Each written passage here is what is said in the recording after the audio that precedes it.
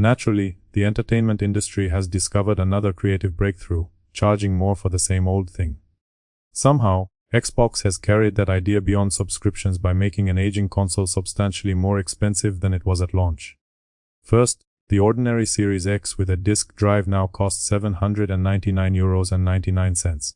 Second, British players must hand over £669.99 for the same black refrigerator.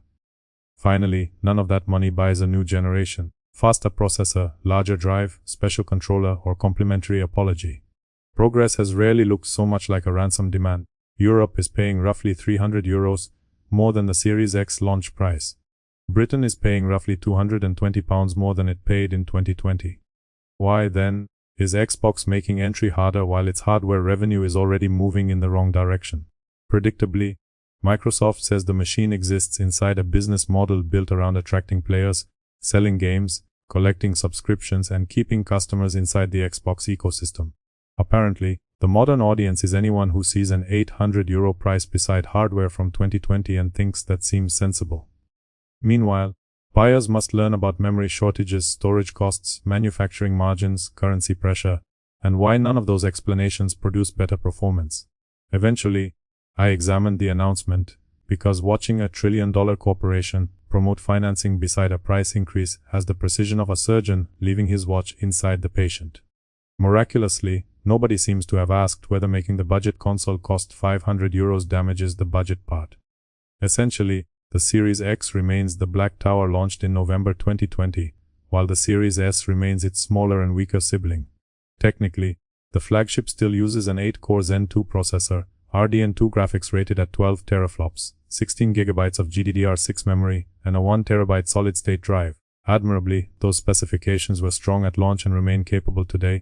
Unfortunately, capable is not the same as newly worth €800 to ordinary buyers already paying more for everything else today. Incidentally, this is where I must perform the ritual demanded by our algorithmic overlords. Like the video, subscribe to the channel, and help me survive the next corporate disaster. Right? Commercial humiliation completed. Let us return to the expensive rectangle. Returning, this is not a collector model for oil barons. Europeans now pay €499.99 for the 512GB Series S, after a €150 increase. Its 1 terabyte sibling reaches €599.99 after a €200 increase.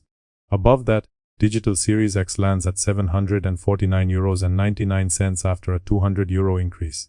Lastly, Disk Drive Series X reaches €799.99 after another €200 increase. Likewise, Britain adds £130 to the smaller model and $170 to every 1 terabyte machine. Nobody escapes, everyone receives a mugging. Take the Series S first because affordability justified its existence. Originally, the 512GB model launched in Europe for €299.99.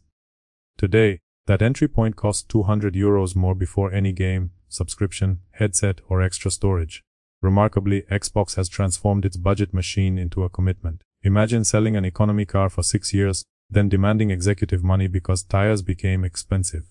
Worse, 512GB is advertised capacity, not an infinite vault. Practically, owners install games, delete them, reinstall them, and discover storage management is the most reliable Xbox exclusive. Surely, an affordable machine should reduce friction, rather than build a purchase ladder. Yet the pitch is simple: buy the cheap Xbox, except it is not cheap, then pay again when storage fills. Compare that with the Series X launch. Back in November 2020, European buyers paid €499.99. British customers paid £449. Now, the disc model stands roughly €300 above its European launch figure, and about £220 above Britain's original price. Curiously, early adopters resemble property investors who entered before a housing boom. Perhaps launch owners should have the machine valued and added to their pension portfolio. Crucially, none of this makes the Series X weak or useless. Capable hardware remains enjoyable, offering high resolutions, fast loading, frame rate options, backward compatibility, and a clean interface. However, value depends on today's alternatives, not how impressive its specifications looked during lockdown. Comparatively, the Disk Series X costs €150 more than the Disk Drive PlayStation 5, and €100 less than the PlayStation 5 Pro. Disappointingly, buyers received the same architecture, same generation, and a retail label suffering delusions of grandeur. Microsoft has an explanation, because ignoring it would weaken the criticism.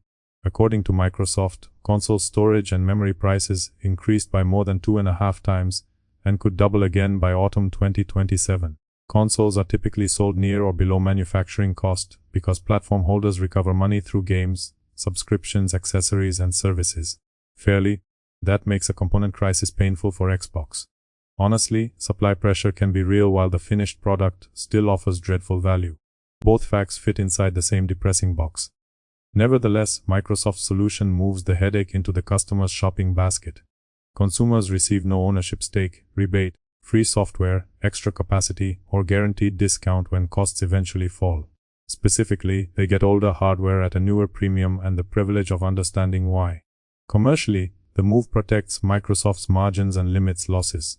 Conversely, buyers get yesterday's meal at tomorrow's price beside a brochure explaining the kitchen fire. Then comes the affordability program, elevating grim economics into accidental satire. After announcing the increase, Xbox promoted buy now pay later plans, interest-free financing, used console programs, and refurbished machines. Respectfully, financing can help people, and mocking customers who use it would be lazy. Savagely, mocking the corporation for creating the problem and advertising debt beside it is entirely fair. Nothing says accessible entertainment like repayment terms attached to the affordable console. Adding another layer of brilliance, Microsoft is sunsetting the 2-terabyte Series X. Rather than justify premium pricing, the company removes its largest console while raising everything else. Consequently, buyers facing enormous installations lose the simplest official high storage option during a storage crisis. Expansion cards exist, naturally, but they add another purchase to hardware already attacking your bank account. Elegantly, Xbox addresses expensive storage by offering less storage and charging more around it. Elsewhere, the business numbers make this strategy even stranger. Quarterly results for Microsoft's fiscal fourth quarter showed Xbox content and services revenue falling 10%, while hardware revenue reportedly dropped 13%. Ordinarily, weaker demand encourages bundles, revisions, stronger exclusives, discounts, or some fresh reason to enter. Contrarily, Xbox raises the barrier while wondering why fewer people climb over it. Maybe this represents visionary thinking beyond ordinary comprehension. Alternatively, a shrinking audience is being asked to compensate for a business model under pressure. Ultimately, manufacturing costs affect prices, and no company can absorb every increase forever. Plainly, the problem is that customers receive no added value during this escalation. Existing owners already possess the capability, while newcomers see aging hardware carrying premium pricing. Used systems, PCs, competitors, and patients become more attractive without changing themselves. Economically, Microsoft has created free advertising for every alternative. Effectively, the upgrade is faster depletion of savings and ray-traced regret at 120 frames. Visually, the Series X has a clean design, and Microsoft deserves credit for hardware that remains quiet, compact, and easy to operate. Similarly, backward compatibility preserves older libraries better than many competing platforms, which matters to players who value access across generations. Briefly, credit competent engineering and an interface that stays out of the way. Sadly, none of those strengths arrived with this price increase. No designer improved the airflow, no engineer unlocked hidden performance, and no preservation team added €300 of compatibility overnight. Therefore, the qualities that made Series X appealing now expose the problem. Customers remember what it used to cost. Fundamentally, this increase asks buyers to confuse corporate survival with consumer value. Xbox did not create an €800 console, it inherited an older machine made costlier, then asked customers to rescue the economics. Understandably, Microsoft cannot control every shortage, supplier, currency swing, or memory surge. Deliberately, however, it controls strategy, communication, product selection, and the decision to place financing beside bad news. Strategically, the company wants more users, stronger hardware sales, subscription growth, and long-term sustainability. Simultaneously, it raises entry to €500, removes the largest storage model, and gives owners no reason to upgrade. Competence apparently means pursuing growth by increasing resistance. Should fewer customers arrive, perhaps the next plan will charge admission to browse the online store. Emotionally, the announcement feels lifeless because nobody can pretend it celebrates games or players. There is no new experience, technical ambition, generational leap, or practical benefit beneath the corporate language. Merely, there is cost pressure, margin defense, and programs that soften the language without reducing the price. Even the explanation sounds like a utility company describing why winter became a premium feature. Cynically, Microsoft may be correct that loyal customers will still pay. Families will replace broken systems, fans will remain inside existing libraries, and newcomers may accept the price because convenience has value.